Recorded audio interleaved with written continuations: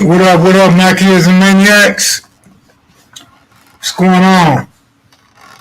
Mr. Alan Brown says, in the word of triple OG Cutes, what I'd like to talk about today is how to be an effective member of the community. Well, you're more than welcome to come on and talk about it. If you have some specific questions or you have a spiel that you want to convey to the audience, click on the link, brother, and come on and talk about it. Marlena, yeah, there was a lot going on. It's usually a lot going on when you're out in parks. You know what I'm saying? You just never know what you're going to get. Sometimes I can edit it out, sometimes I can't. And if I can, I prefer not to. It was just so genuine, interrupted in the middle of an interview. But anyway, hope you guys had a great weekend. Me, myself, I was just working. That's about it. And enjoying a little bit of sports. I didn't get to watch too much football, but the TV was on while I was working. Laker gang or don't bang, you know how it go. Yes, absolutely. But you gonna act like you don't see the 60th anniversary though? Collar pop. Lady P, what up? Good looking out, Shin.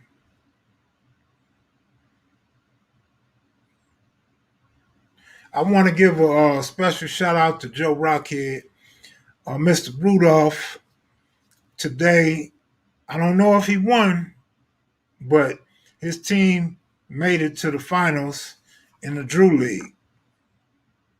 The team that he was talking about all year, he took to Selma and spent a lot of time with, and for a minute he wasn't so happy with the team. He took them to the championship. So today was the championship. I don't know if he won or lost, but yesterday was the semifinals and they won. And so they went back today for the championship. So shout out to Rockhead, man, for being able to just piece a team together, actually be like a father to him, a good coach to him, and really show them how to win as a team at that. So good job, Rockhead. Big Devil, what up? How was your birthday, brother?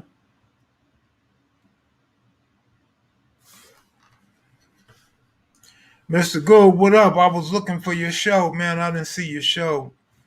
So I just figured I'll give you an hour and some change notice that I was coming on since I couldn't find your show schedule.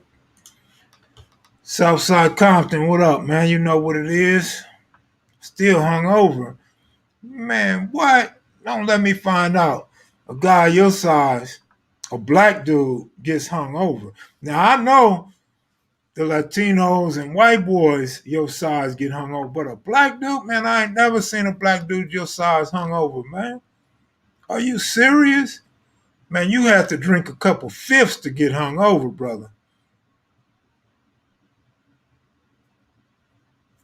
Man. Well, hopefully your family brought it in with you well. It appears that you are all right.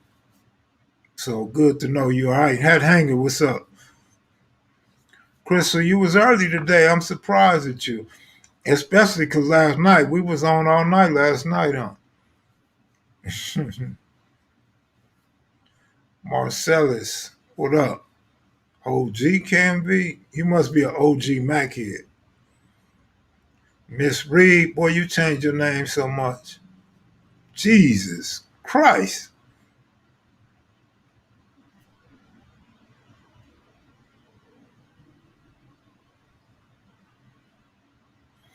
I've been in bed all day, drunk. 8 fifths. I'm pretty good at math, but I don't know how to add up 8 fifths. Damn, brother, 8 fifths? Yeah, no wonder why you hung over. T. Collins, what up? Good looking out. Appreciate it. What's up, Big League, man? I'm just chilling, man. I think part two of the Gear Gang will be more interesting. Um, I believe it should be more interesting. I haven't really seen the material yet, but I do know Big T Top is gonna come in, and Big T Top had a little flavor to him. You know what I'm saying? Spoke with conviction, and so that ought to come out pretty good.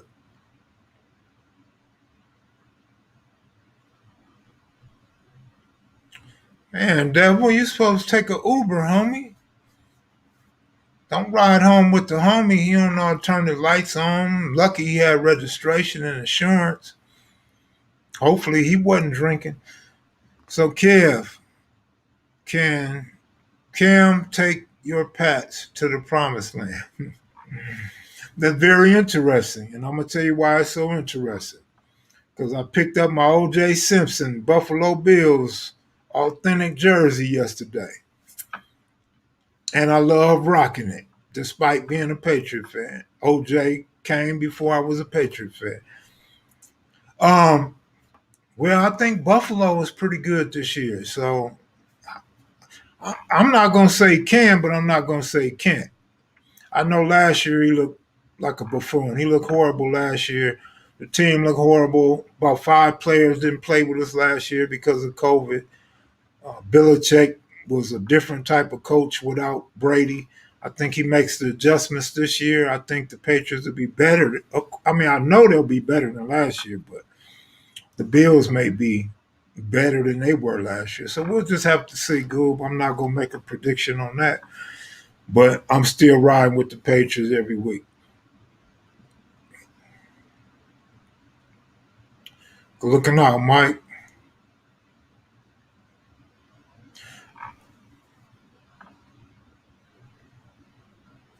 Well, Tom Brady says he's going to be better this year than ever. I don't know how that's possible. The man's over 40.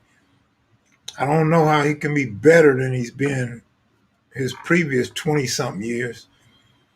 But we'll see. The Bucks definitely should be a little bit better, but that don't mean other teams won't be better.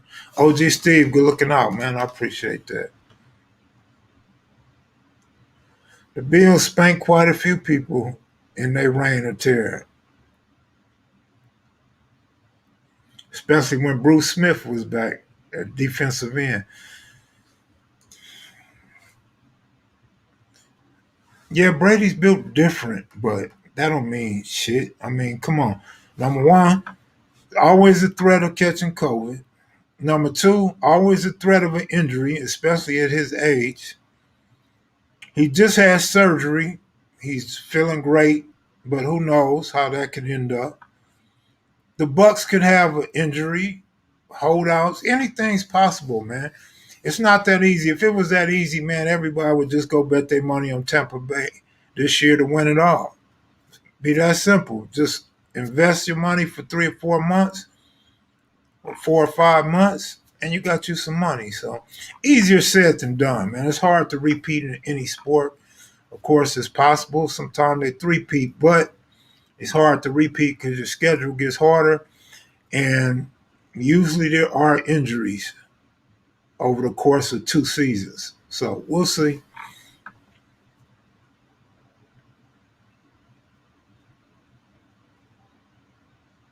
Besides, if Kansas City Chiefs have anything to say about it, they're gonna play a lot better this time around.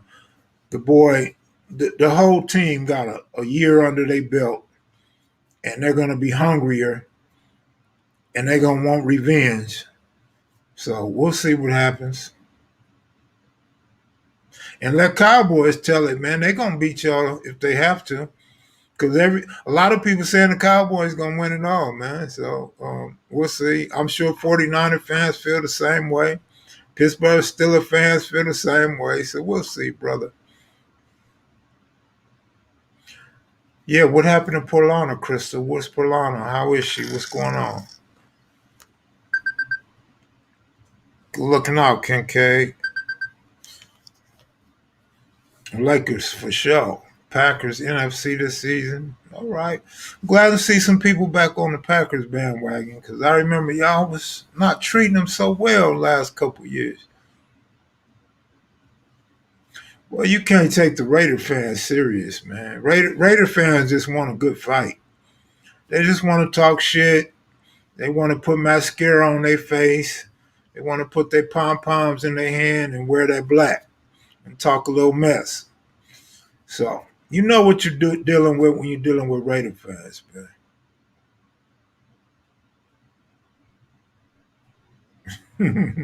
Lady P, you so cold.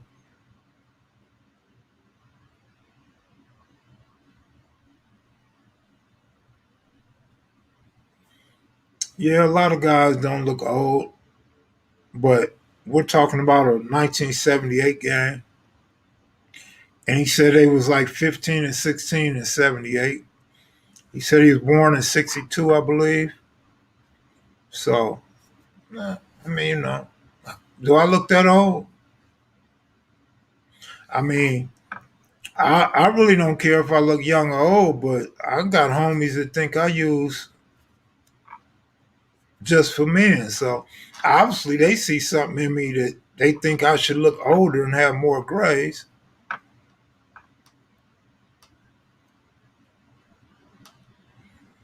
Any sleeper NFL teams this year you think?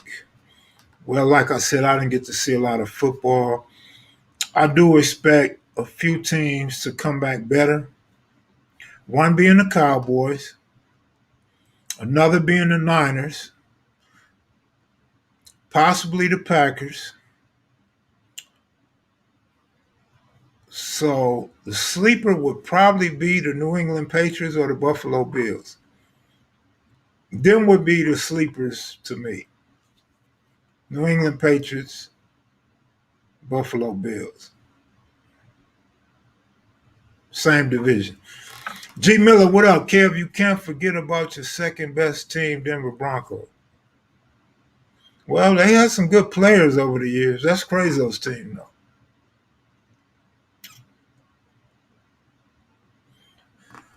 College football going to be totally different with all the conference coming together. College football is fun, though, man. Ain't nothing like a Saturday during football season.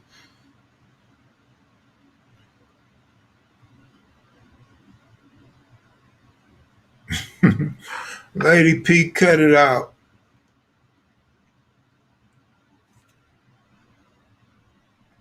Tennessee Titans, it's possible. I mean, look, let's go back to what I said in one of my previous lives. There's so many good quarterbacks this year. Of course, I failed to mention there's a lot of good receivers and there's some good running backs this year.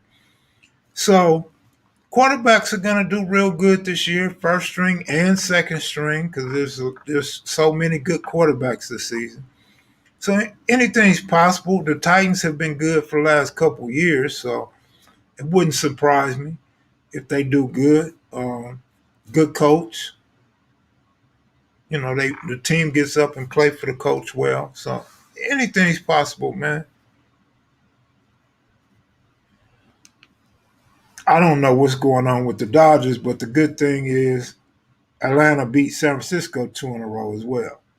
So we're not gaining any ground, but we're not losing any ground either. And the Padres, I told y'all before they started losing, the Padres was done. I said it before they were losing, the Padres was done. Remember, they was right there. They was 5 games back, and the Dodgers was four, 3.5, 4.5, something like that. And look at the Padres. They just fell apart. The Padres are so horrible right now because they don't have any clutch hitting. They got all these good players, these power hitters, all this speed, all this defense. They're moving Tatis around. They got him in center field. They got him in right field. They got him in shortstop. They got him in second base. Like, what are you doing? Let the man play one position. Whoever else you're trying to get some playing time, send them somewhere else. Put them on second base.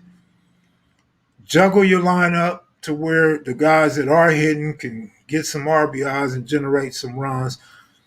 The problem with teams this year is there's so many pitchers in the bullpen that can't pitch. So once you get to the Padre bullpen, the Giants bullpen, the A's bullpen, truthfully, the Dodgers bullpen, Cardinals, Red Sox, all these good teams, man, the bullpen can't hold a game. But especially the Padres and Yankees. The Yankees are hot. They won like 13 straight, then they lost a game or two. They couldn't even gain one game because the Rays are playing so well. So all them games, I'm gonna just say this about baseball. This is why I always dreamt of being a major league coach because I believe every game counts. So in the beginning of the season, in April and early May, I'm trying to win every game. There is no throwaway game. If you watch baseball over the years, a lot of games, a manager just act like he don't care. It's all right. We could lose one. We could drop another one. No, at the end of the season, you're going to need those wins.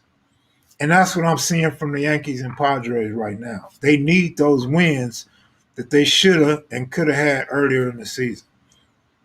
Meanwhile, the Giants have been hot all season, and the Dodgers is still right there on their neck.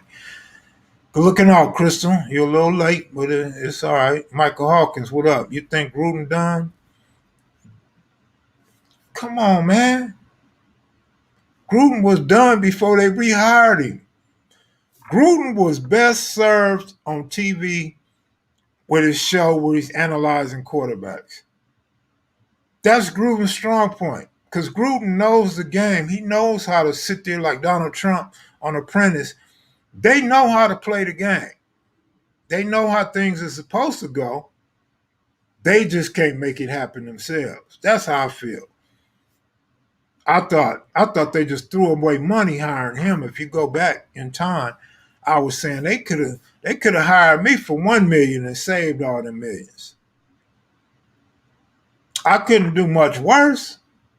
I'd let them dudes go out there. They could gang bang, they can dance, they can do whatever they want to do, man. And they wouldn't do no worse than what they're doing now. What's up, homeboy? Do I think the Cowboys will win over 10? Well, let's just look up their schedule. I wonder if I could put it on the screen. Let me see.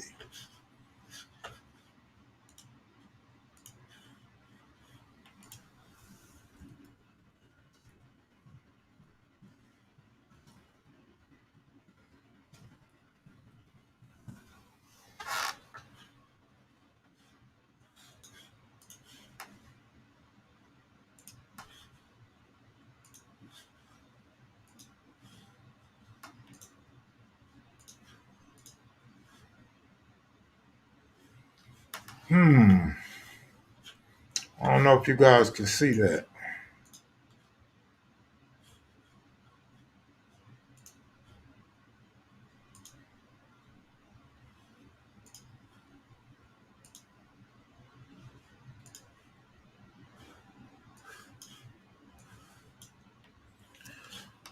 Well, let's see.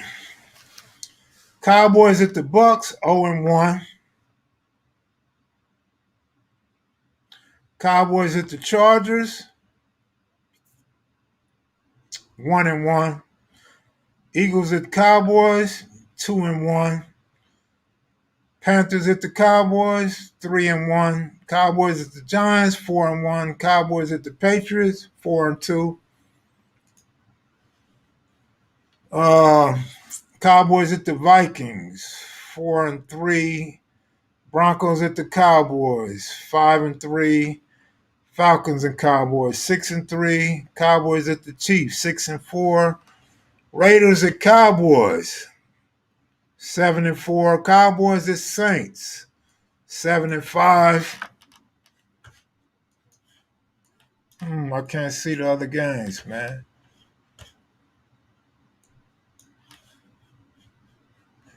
I can't see the rest of the games for some reason.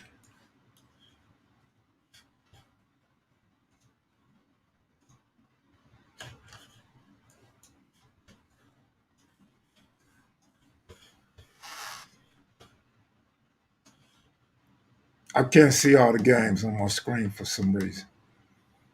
12-5. It's only 16 games, brother. Did they add a game this year? 12-5. No way. Nah, forget it. Absolutely not. 12-5. No, absolutely not.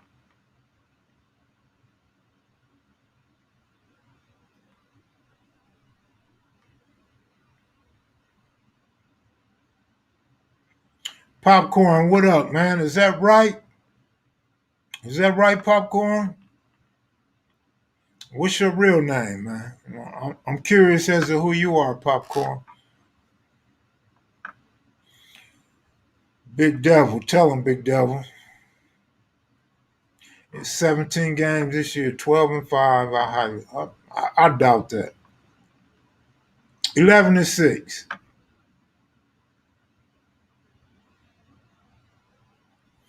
Would you pick the Titans to come out the air?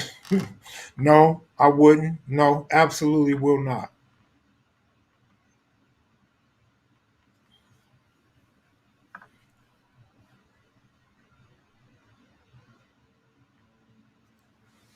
I don't know if it mattered even or odd. I don't think it really mattered. I just know in sports, man, they greedy and these players are getting a lot of money. So these billionaire owners, instead of taking the money out their pocket, they'll find ways to make more money so they don't miss paying these players all that big money, man. Skull Gang, Big Y.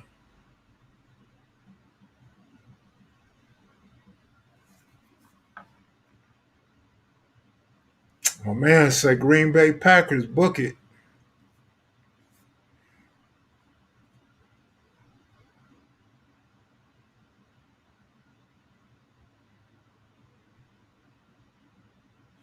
Cowboys Chiefs for the trophy. All right. It might be good. So you thinking y'all can get past teams such as the Niners, the Saints, the Rams, Buccaneers. Good luck, brother. Y'all had a hard time in your own division last year. Y'all better worry about them Skins or the Washington team, those Eagles. You probably don't have to worry about the Giants too much.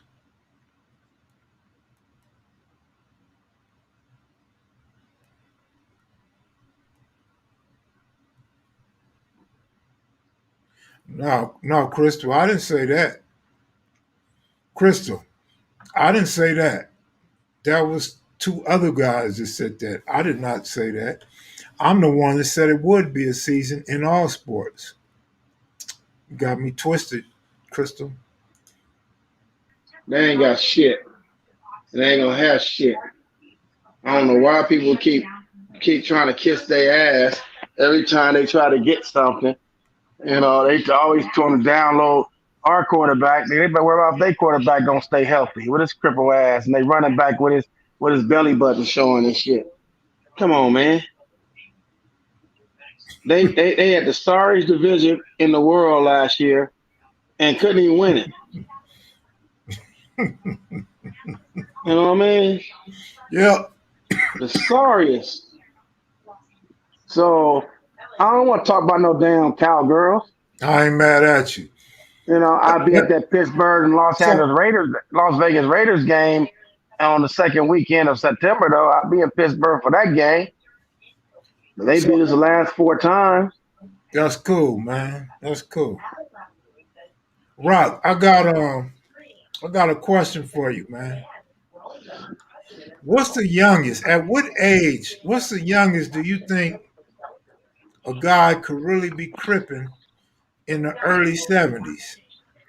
Ooh. Because it was once said by a lot of people 20 years ago that Barefoot Pookie was too young to be a West Side Crip in 1971, and he was 15 years old.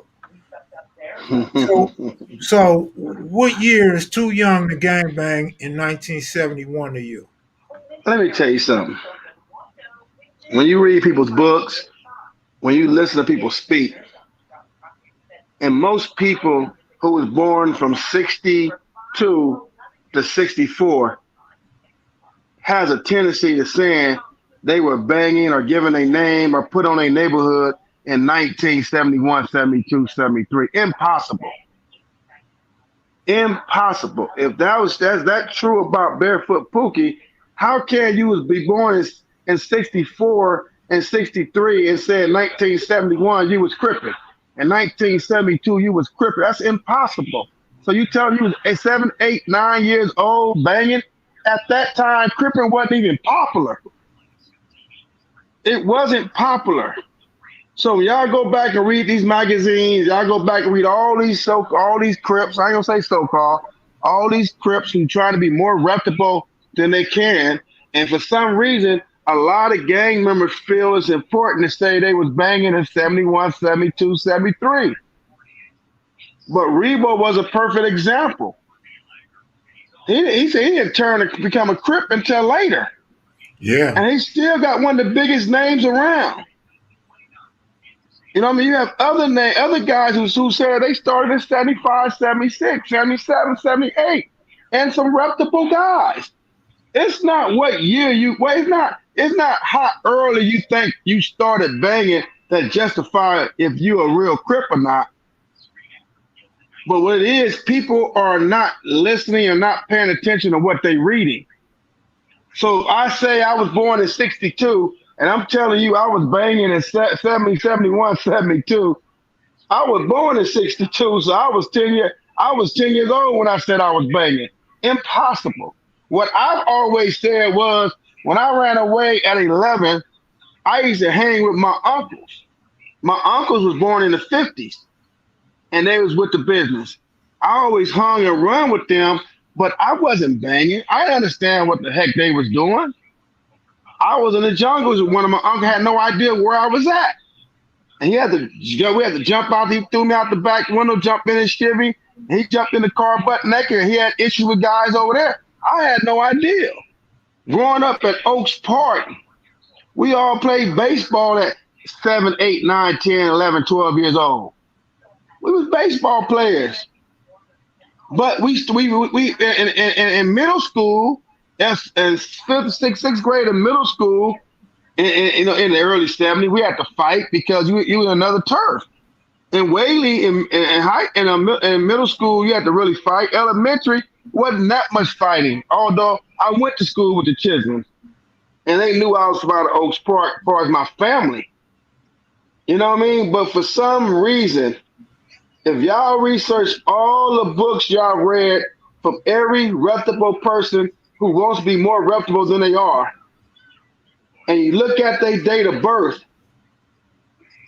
and half of them, you gotta ask them to show their damn license because sometimes they might be lying about that too.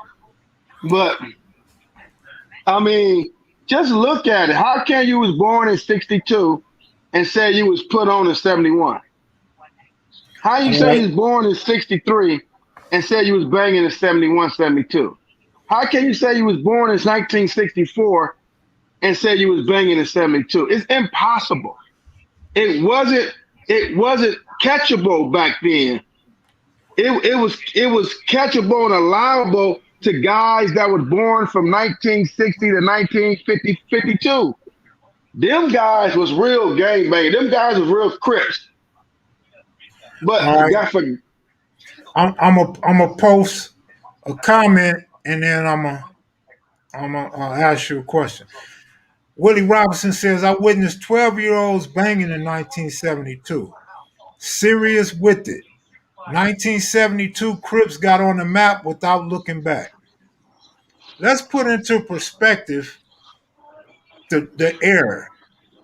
Gang banging in 72 and opposed they to and they gang banging and in they 82.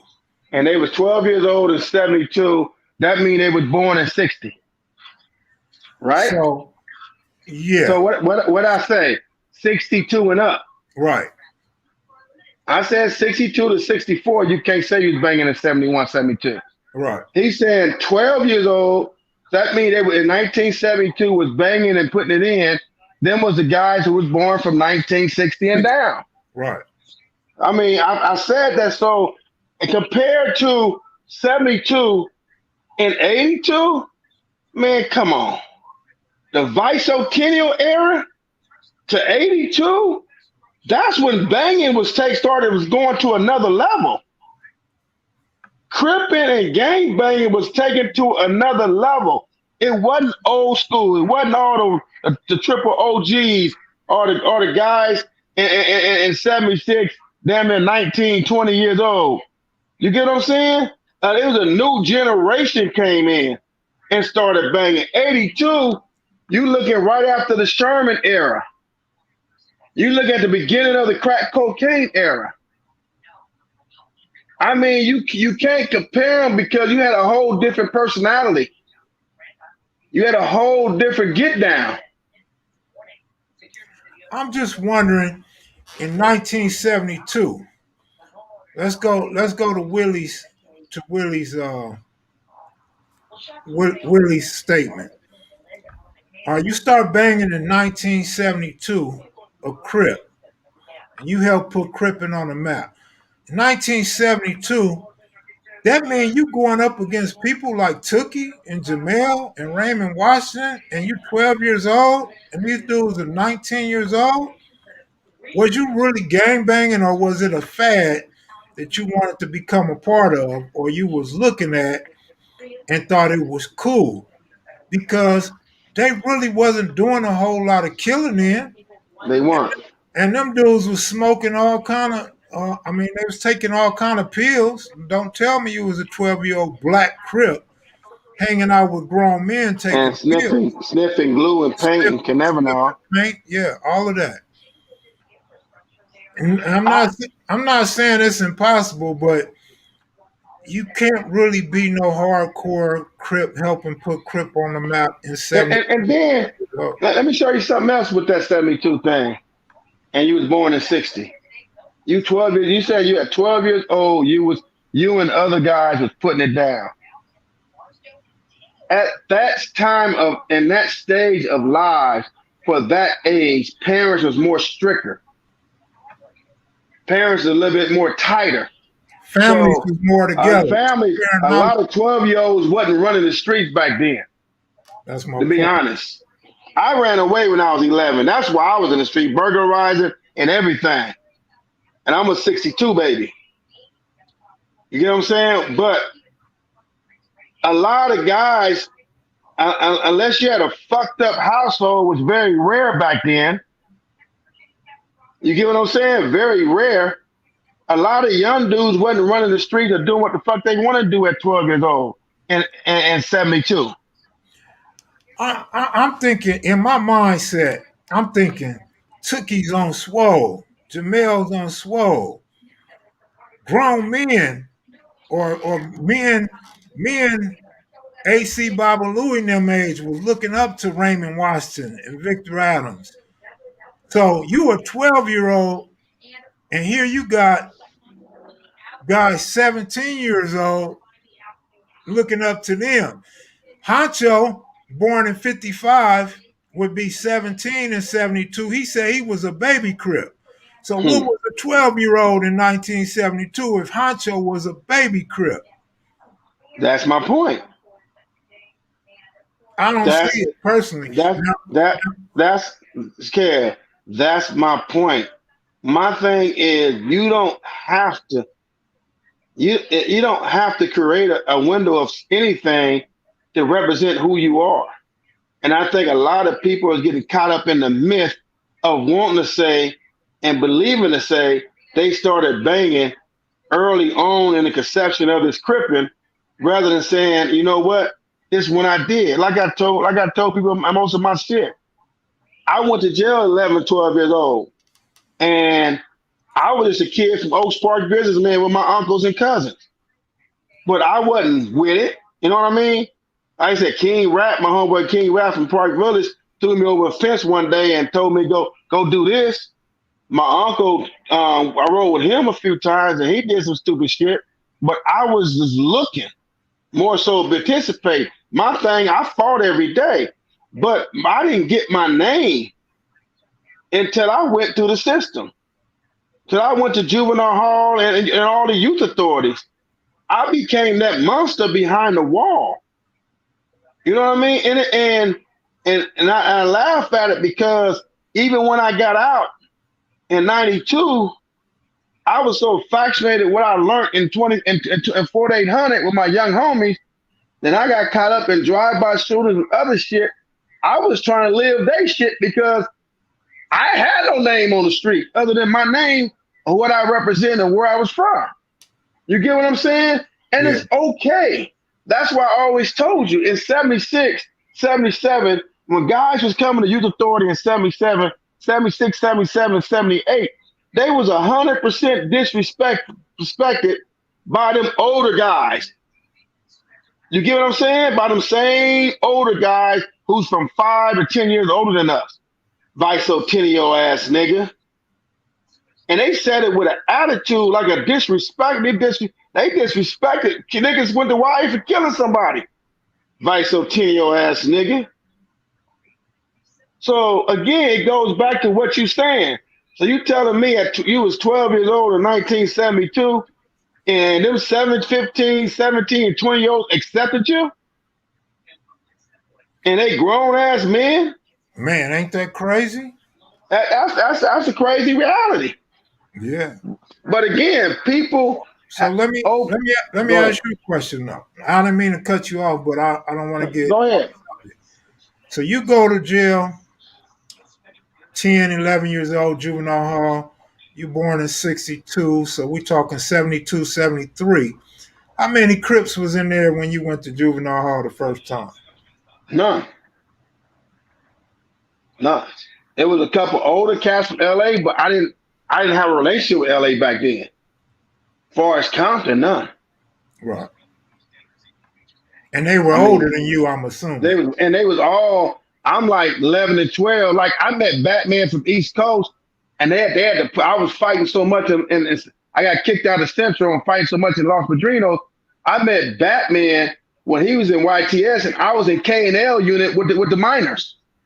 And I was yelling across the gate, cussing all the old Crips out and shit, and they wouldn't acknowledge me. And that's how I met Batman, how me and Batman got close. He'll tell you that story. You know what I'm saying? Like, little nigga, we come over there and fuck your little ass up. Nigga, come fuck me up then, nigga. But they were all much older. That's what I mean. That's what I'm asking, right? Yeah, they was way much older. Even in Central, it was a lot of LA dudes, but I was more lurid from LA dudes because I never been in LA before in my life. All I knew was Compton and Long Beach. You know what I'm saying? So when I'm seeing them, and you know, the West Side, maybe some West Side older Crips, and they really wasn't fucking with me, and I really wasn't fucking with them until I got in a fight with a couple of guys my age. And it wasn't about gangs, it was about they tried to punk me. You know what I'm saying? Try to take my little shit, you know? Nigga, where you from, nigga? I mean, and it wasn't about a gang, where you from, like, nigga, where you live at, nigga? And I got down, and I kept getting down, so I started hitting dudes first. You know, motherfuckers look at me first, I start hitting them. You know what I mean? And the older dudes just watch. So when I went to Los Padrinos, and they kicked me out of the Central and sent me to Los Padrinos, you know, I never gave no one a chance to figure me out. I just started going off, and it's going crazy. And you had older Compton guys coming in, you know, and I didn't say, nigga, you a rep, you're this and that. Motherfucker asked where I'm from. I said, I stay in Oaks Park, businessman. I'm joking. I'm Bobby Joe Kitchen's nephew. When I saw older guys. But I like I said, I was fighting in visiting rooms, everything. So they said, you know what? We're going to see the K&L and YTS. And that's what they did. And there, I had a rude awakening because as I was talking shit to them older guys, them niggas was laying niggas out. I'm like, damn. Bullet said, how you get kicked out of juvenile hall? Never heard that before. You hit a motherfucking guard. They put you in the shoe unit. All of them got shoe units. And you fucking up motherfuckers trying to feed you with trays and shit. And they handcuff you to the metal bed. And you fuck it up so much, they said, let's motherfucker finish. They gave me life in youth authority. So they finished my court hearing in K&L. If you know anything about K&L and YTS, it was minors. Real minors. Not the 15, 16, 17, 18, 19, 20, 21 year olds on general population. That's all. Yeah. Man. If you're a constant fuck up in the same institution, they move you to another one. You can call Yeah, it kicking out. You can call it simple move. yeah, they always got a place for I you. got I got kicked out of Nellis. I got kicked out of Paso Robles. Every place I went in, I was fucking motherfuckers up. So I don't. So the same thing. How you get kicked out of youth authorities? They send you the worst one until they figure out what the fuck, how the fuck to deal with you. That's common sense. You got idiots and you got guys who like sitting there doing their time. I was an idiot.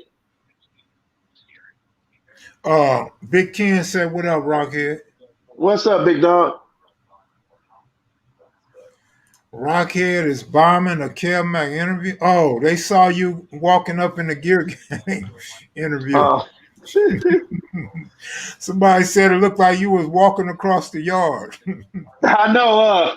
Hey, no, on some real shit. I said, "What are you niggas at?" And I saw y'all. I said, "Shit, let me walk over there." And I didn't see you. I just saw the cats. I was like, "I hope I'm the right motherfucker. I don't want to walk up to the wrong people, have to squab or something." And that's when I saw your ass. It did seem like I was walking on across the yard, though. Big Yeah, Ken, Big Ken, good looking out. Somebody said they heard Preston had males and females. Is that true? I think when they first opened, then they moved the females to that place in Ventura, that other YA when it became a co-ed. Preston became the next step before YTS. When they made it more of a lockdown. It was TS the worst, was supposed to be the worst youth authority, Preston, then Paso Robles and Nellis, and they had that one up north I never experienced. Eyeball Torres, I believe the guy on the golf cart was in control of Park and Recreations, the director of that park at Baldwin Hills Park. Yeah.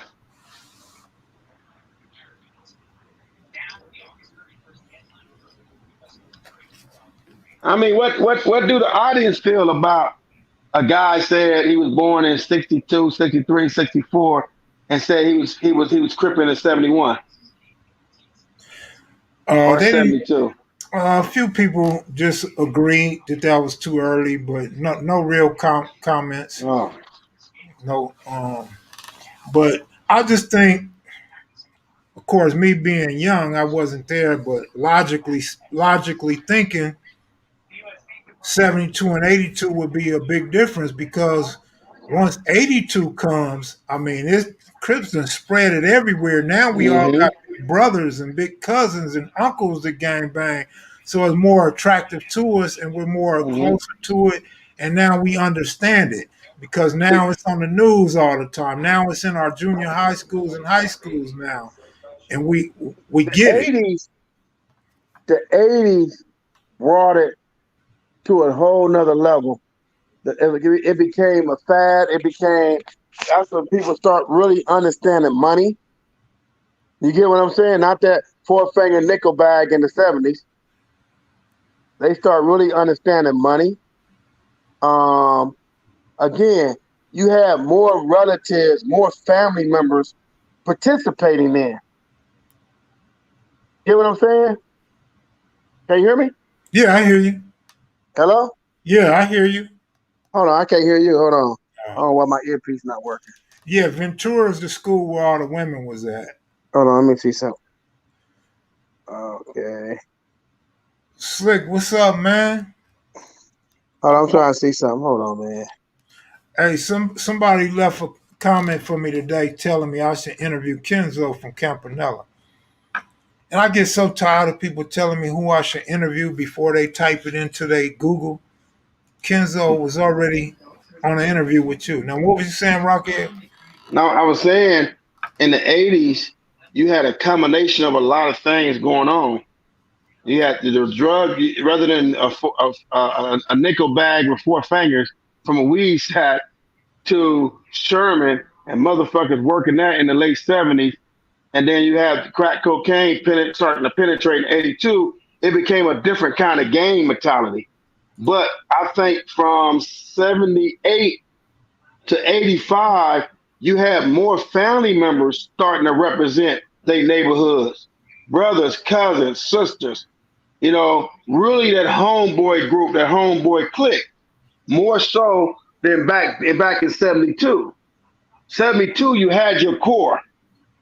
You had the big honchos. You had all the big names, Tuck and Mac and all them. But and they contemporaries. You get what I'm saying? Their core group. But now you're looking at all of a sudden the late 70s come, a little bit of money out there, and the 80s come, more money. Now when you represent your hood, that's when the numbers exploded. That's why I said in Tracy, in the California State Prison System from 78 to about 81, 80, you might have 100 total Crips. And then from like 82 to about 86, you had thousands of Crips. And most of them was related one way or another. You know what I mean? And it exploded. So again, you're looking at 72 and say I was cripping at 12 years old. Then you look at 82 when that group now is 17, 18, 19, 20 in 82. And then now you got their little brothers, their little cousins under them. That makes more sense. Yeah. That make all the sense in the world. Yeah. And to add to that whole 10-year difference, the recruiting pool. Yeah. In 72, like I said, you're not going to have Tookie and Raymond walking around trying to recruit a 12-year-old. You know what I'm saying?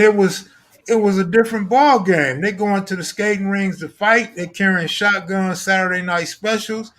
The guns wasn't as plentiful. The crack hadn't hit. The government hadn't dropped the guns off in the black community yet. Yeah. They tap you on the shoulder, take you a leather jacket. Yeah. Might lose a pair of biscuits or two. So that's what a 12-year-old was doing? Man, just in my mind, I'm thinking you getting your golf hat taken, you getting whatever leather jacket you got, your Wilson suede, whatever is getting taken. That's what I see in my mind. I don't think an older guy was going to take you serious. At 11 years old, I used to sit up there, my uncle and my uncle and my cousin. We used to sit there and watch everybody go to work, and they would put me through the window to go burglarize that house. Yeah. I'm just saying. Yeah. You get what I'm saying? Yeah, absolutely. A lot of us went through that. That's my point. So, although my uncle was a Crip, although my cousin and all their friends in the area was Oaks Park businessmen, I just naturally said I was from Oaks Park, but I didn't know what the fuck I was saying at 11, 12 years old. I didn't understand what I was saying until the more I stayed in juvenile hall and the more I stayed in youth authority, I started realizing that this shit is real. Niggas really claiming neighborhoods. And so I better start representing my neighborhood a little bit better. And I didn't start realizing that until 13, 14. You get what I'm saying? Because now now you go to youth authority and you go to Nellis. First you go to Norwalk, and Norwalk limited everybody from everywhere. And you in Norwalk in 76, you in Norwalk 75, 76 per se, and you got people from everywhere. What's up, cuz? What's up, blood? What's going on? And like, okay. At Oaks Park, it wasn't like this. At Whaley, I had to do what I do, but I'm like, okay. I said, okay, I got to be a certain kind of guy now. And that's just how it flipped. But as a 12-year-old on the street, how am I going to be a different kind of guy? Because I'm not getting them kind of experiences. Because at that time, you had certain guys, even with Raymond and some of them other guys who went to prison in the early 70s, they didn't go to prison for gangbanging. They was on some other kind of shit. Right. Am I correct? Yes, you are. They was on some other kind of shit. Man, they was in the walking everywhere, bodybuilding, taking each other's woman, fisticuffs, smoking. Well, when the Sherm comes out later on, but Well, they was doing the freebasing. angel. That was doing angel dust back then. Yeah, exactly. They opened up that aluminum foil, boy, and that Cannavinol and that angel dust and that paint, that cotton ball and that glue. Shit. Nigga, I saw my uncles do it. That kryptonite. Kryptonite. But I don't know, man. Just my thing with all that, Kev Mac, you don't have to lie to kick it. Deal with your realities and your truth, and it's okay. I know some reputable motherfuckers who started banging in the late 70s, who started banging in the 80s. And they some reputable motherfuckers. Yeah, I remember one time you told me it's not when you started, it's what you did with it. It's what you did with it. Come on. If you worried about when you start that you think that's gonna make people look at you differently, no, it's what you did with that shit, man, when you did it. That's all. When people think of me, nigga, Rocchead made it easy for us in prison. Rocchead set the stone for me in prison. Nigga, I laid a foundation for Crips in prison.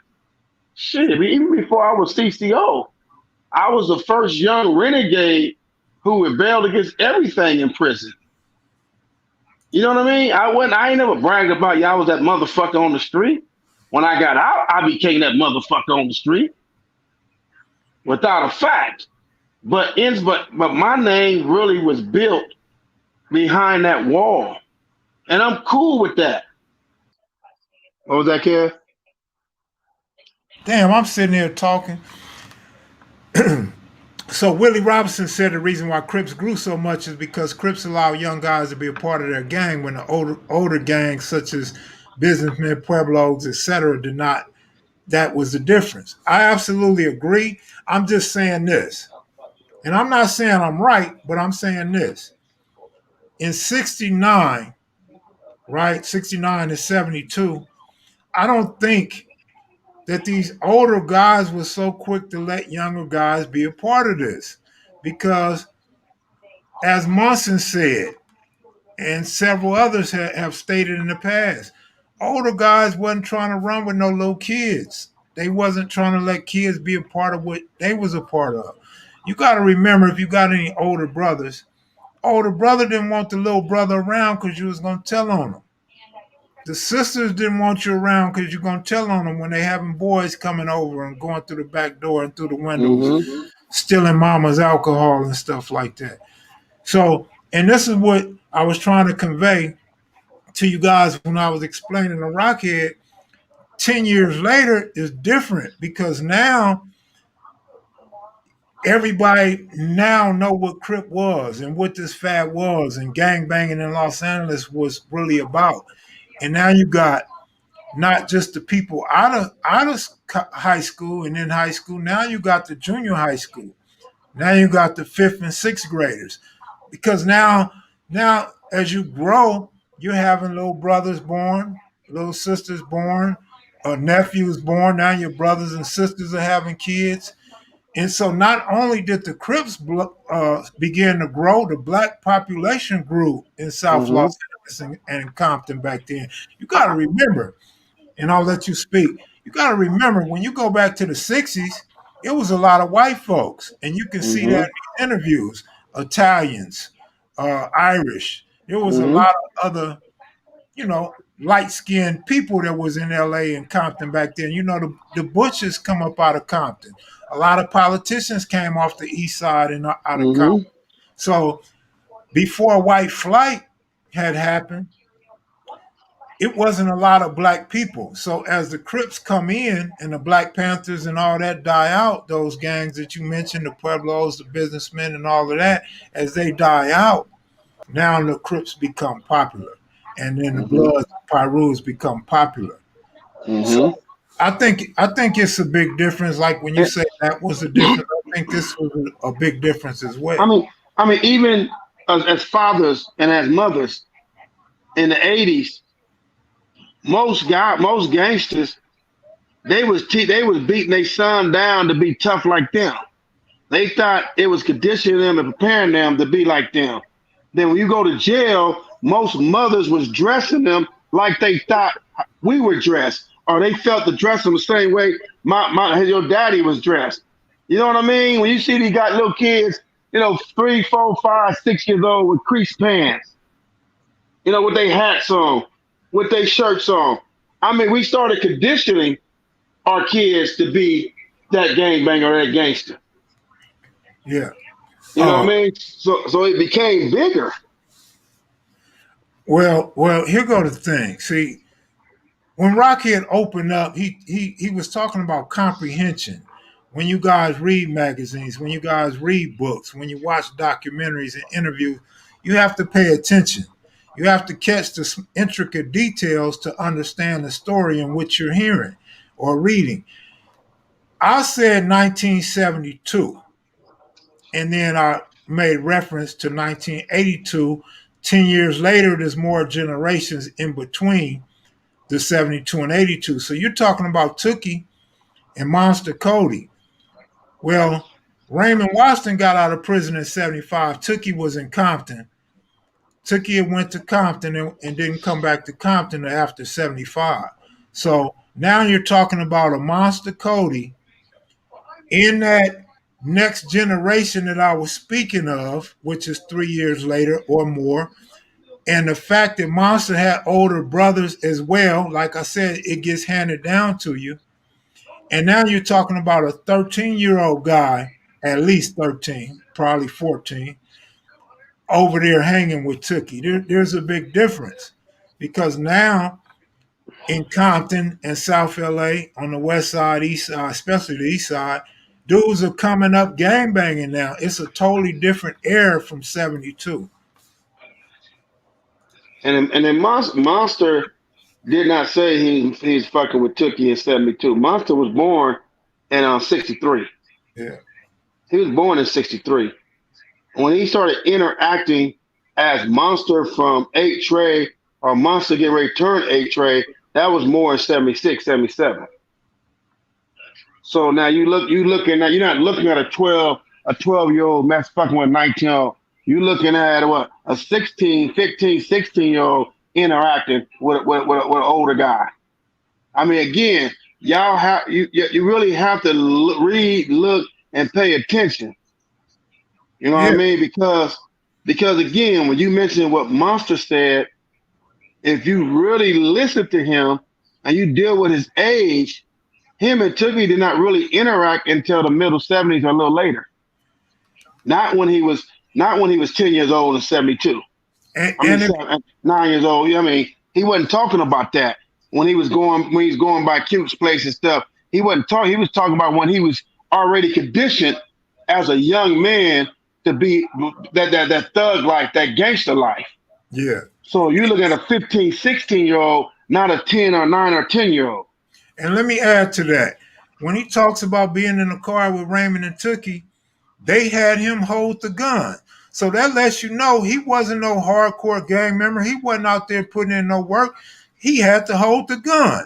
When you start gang banging, you're going to go off on a fool. He tell you hold his gun. Or you're going to keep his gun. You know what I'm saying? But Monster was speaking of being on boy status, his indoctrination to the Crips by some real OGs. That's what Monster was speaking on. So again, you have to comprehend the issue or the story at hand. If Monster was really gangbanging out there like that, he would have been holding his own gun. They would have been saying, "Come on, Monster, ride with us. You got a gun." But no, they saying, "Here, hold the gun." The same uncle did to me, hold my gun. Yeah. I mean, I wasn't no gang member. I was with my uncle. He was a gang member. Yeah, so I really don't see gang banging the same as nowadays because you are going to find young dudes that got a gun that's going to go to seventh grade Shit. with a gun in Hold their on. backpack. Again, I think I said it before, not to cut you off. Yeah. One of your own homeboys reached out to me. Rocchead. My son is in the 5th, 6th grade. He gang banging. I need your help. Yeah. And he's smoking weed, and he claiming 60, and he stole my gun. I'm like, nigga, he see you smoking weed? Yeah. He see you gang banging? Yeah, there's nothing I could do for him. It's a different time. It was not like that. You didn't see those fourth, fifth, and sixth graders smoking weed like they doing today No. in the early 70s. Come And on. that, and that's why I mean the times done changed, man. It's different now. Now it's feasible. You can see it. I mean, we all done seen it. You coach basketball. I used to coach baseball. The teams that we coach, I mean, the age range was from 9 to 12. Mm-hmm. Them dudes was coming to practice with condoms, with weed, knives. You know what I'm saying? So it's different. It's definitely different now. But yeah, like Joe Mosley said, Monster was not an equal back then to no Tookie and no Raymond and none of the older Crips. And that's part of what I was saying by the different generations started to form and get on board as the Crips spread.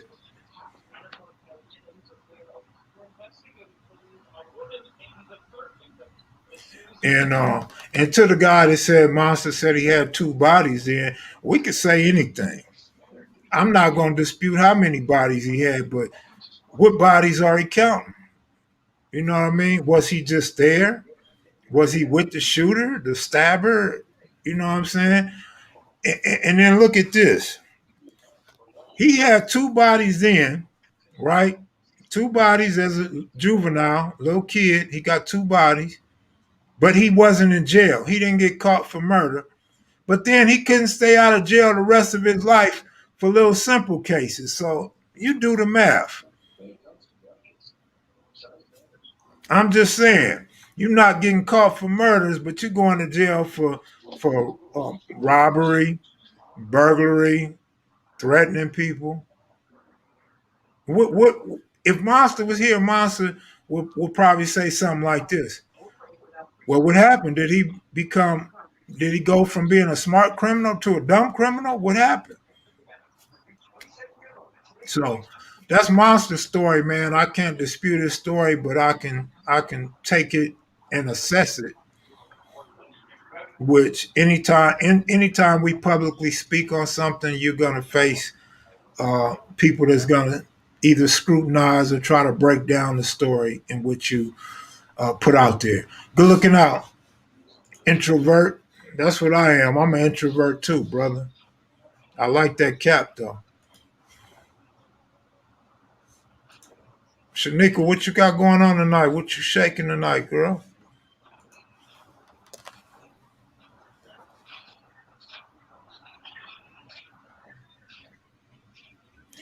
Rock here looking at TV, probably sports highlights. No, I'm actually, man, let me tell y'all something. If y'all know anything about the Drew League basketball, number one pro-am league in the country, they started the Drew League in China. You got the Rutgers, you got the DC League, and all these leagues. Man, the Drew League is one of the hardest leagues in the world to win. I've been going 22 years, my first championship in the Drew League today. Man, it's hard when you're coaching grown ass men who think they know what they doing. And I'm just honestly, I'm drained. Tired. A couple guys want to take me to the strip club. I don't care for strip clubs. A couple people want to take me to eat. I don't want to go eat. I'm just doing my last straw. You know, Kev Mac sent me a link. I know I haven't talked to y'all in a while, the Kev Mac Maniacs. I just wanted to give y'all a shout out, man, and answer a couple of questions to the best of my ability. You know, my answer is not absolute, but if you do the math, if you really look at what you read and listen to what you read, then you come up with the same shit I come up with. You know what I mean? It just, to me, it's just not possible that a person that was born in 62, 63, and 64 to say he was banging in 71, 72, and 73. I'm sorry. It's impossible. Before you go, I got one last question for you. Mm-hmm. This is from Stillmatic TV. He said, "What is the current state of the Bloods and Crips?" You know what, man? Honestly, you may have particular neighborhoods tripping off a color of a rag, but for the most part, you have Bloods killing Bloods, Pyrus killing Pyrus, Crips killing Crips. across the board. And a lot of times it has nothing to do, it starts off with nothing to do with where you're from or the color of your rag. A lot of times it's got a lot to do with people using these drugs. You got kids snorting crack, snorting powder cocaine. They went from lean, to pills. They doing all kind of shit. And again, when you're fucked up, intoxicated with something or substance, and abusing your mind, your mental, there's no telling what you're doing out there, what you're creating out there.